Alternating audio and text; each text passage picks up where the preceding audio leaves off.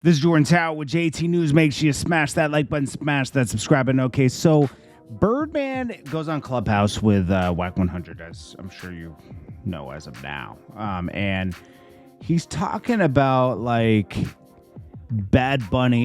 He signed to Drake.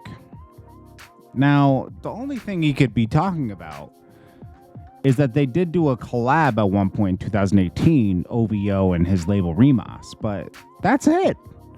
I don't know what Birdman's talking about. Like, Birdman tends to, like, I say Birdman's like 90% tells the truth, 10% entertains people's fantasies, about his life. Meaning, like, jump out the Bugatti, up into a jet, get into Stun Island, which Stun Island got seized, so he doesn't have as much money liquid as he had, you know.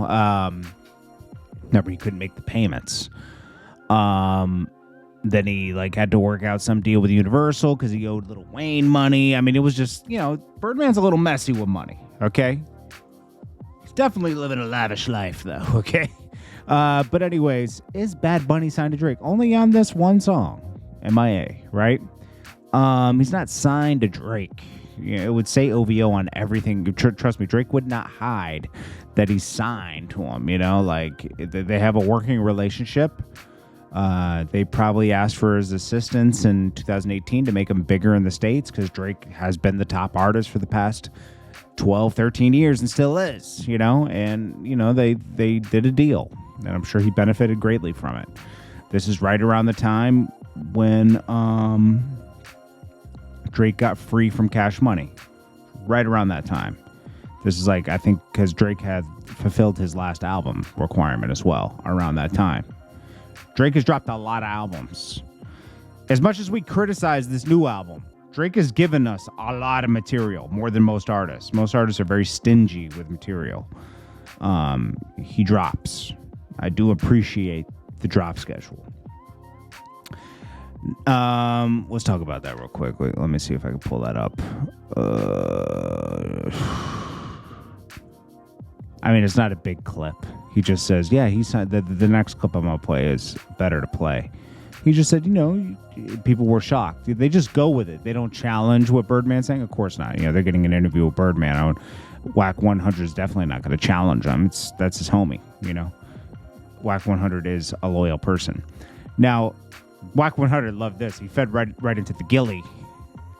The Gille conversation where Gille and Wallow had this problem with Whack 100. It's a loose problem. It's not like serious. But Gille and Lil Wayne notoriously had a beef back in the early 2000s. You know, like from 2000 and I think it started in 2005 when Gille left Cash Money. He never dropped anything on Cash Money. He was kind of like just on the road with Wayne. You can see him in old music videos and stuff. It was just part of the crew, you know, and, you know, Lil Wayne kept certain people around him. Currency was around back then. Mac Main's always been around. And that was kind of like Young Money back then, in a sense, you know. Young Money didn't totally transform until like 07, 08. It was in a transformation phase around that time. But around that time, it was like the early, I don't know if Gutta Gutta was even around then. It was mostly Currency. I think even Kid Kid was around, if I'm not mistaken. Anyways, I thought back then I didn't even know Gille was from Philly. What was the group he was part of? I wasn't really. That was more of a Philly group, you know, that was popping back in 2000 that he was a part of, and that Rockefeller almost signed. Gille Group Philly. I think it was like Mob. What was it called? Gille the Kid. What was the name of the group? Major Figures. That's what it was called. Yeah, they were a pretty big group. I always get it confused with Mob Figures from the Bay. That was a big group. Jacka, all them. But anyways, Birdman's like, yo, I lost respect for Gille at one point because we went to Philly and, you know, Beanie Siegel put hands on him and kind of manhandled him. I thought he was the man.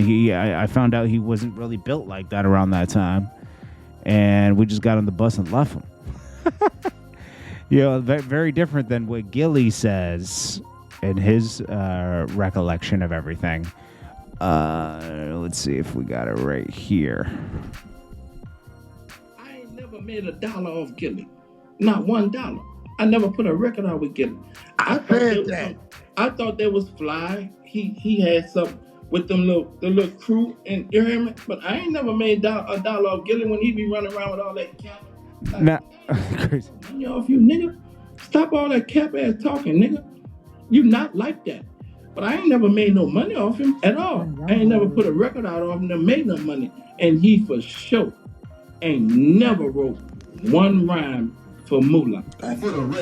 So he used to go around and say he wrote for Lil Wayne, and people were questioning Lil Wayne's pen at that point. This is like Meek Mill to Drake. Like, you're around, then you feel like, oh, they're pushing me out, or Meek Mill felt threatened by Drake, or they put a battery in his back, Nicki and everybody. And yeah, let's go for his credibility. Let's take that away from him. And it didn't work with Wayne. Gille didn't win with the Wayne thing. Meek Mill did not win with the Drake thing, as we know. Now, they lost respect for Gille and just left him there. Now, this is a harsh time to go after Gille. Gille just lost his son, but I'll play this is a funny part right here. I'm just waiting for it to come up. It's super funny. Where Beanie Siegel, a.k.a. Broad Street Bully, came for him. He came for Gille. Let's see. What did he say right here? Give me 1 second. Because Whack 100 did a great job getting back at Gille with this interview. He brought up certain things. My fallout with Gille was we was in Philly. Here we go, Whack. Here we go. Clap. Let it go.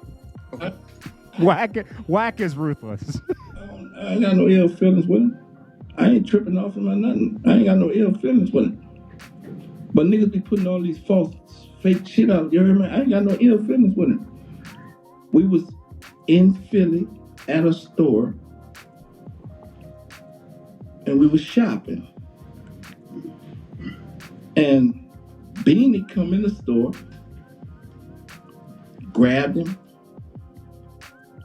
walked him outside, and he had a blicky on him. We all got blickies on us. I got 100 niggas with me. But a nigga brought him outside. And a nigga whoop whoop and he ain't do nothing. I lost all respect for him and then I stopped fucking with him. Understand. Gosh, man. That is embarrassing, bro. Now,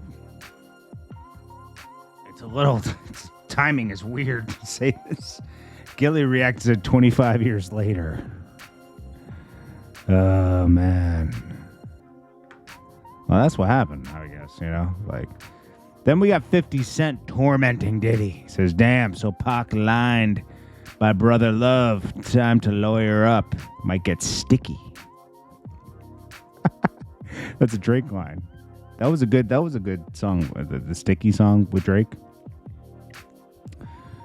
Drake on that album really leaned on Gordo.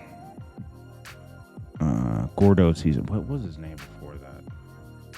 DJ Carnage. Yeah.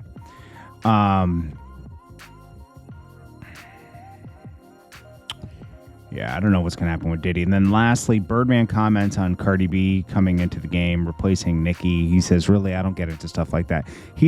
Birdman's not going to get into girl beef business. That's just not his style, and he's not going to hate on talk bad or down on a woman.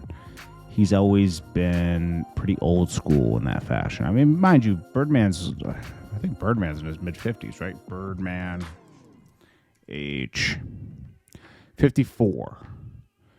Slim, Cash Money. I think it was his older brother, right? 58. He's about to be 59. His brother's a couple years older than him. These guys are legendary.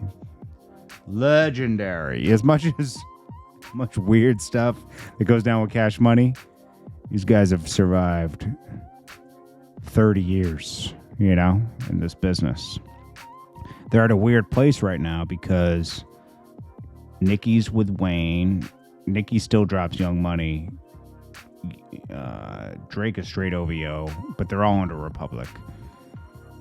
They're not down with the Cash Money thing. I bet you Cash Money's still consultants on all their projects. That's how they probably still are in business with Drake, like consulting or something like this, or maybe they get promoted. They get something. They get in that budget somehow. Believe me, Birdman's not just cut out the budget. Okay, something's happening where if I was Cash Money right now, imagine the recordings they have. Why aren't they putting out best ofs at this point, you know, and stuff like that? Because they could. They definitely have their masters. They definitely have Drake's masters. And that might be how they're involved. Drake might be trying to get some of his masters back, so they might sell. They might have a deal worked out where they get a portion of this and he works back his masters. They definitely have all their masters. Or they're going to keep the masters and just sell it for a massive amount of money. But Birdman being Birdman, I think he would offer it to Drake, Wayne, and Nicki first to buy their masters back from them. I think that's what would happen. They would be like, all right. Because he did say he's forming Cash Money again. Everybody might have to come back for 2 or 3 albums to get their masters back. That would be savage. Savage. That's it, man. We'll come back with another one shortly. This is Jordan Tower with JT News. Make sure you like this video. Subscribe. I will check you guys in the next one.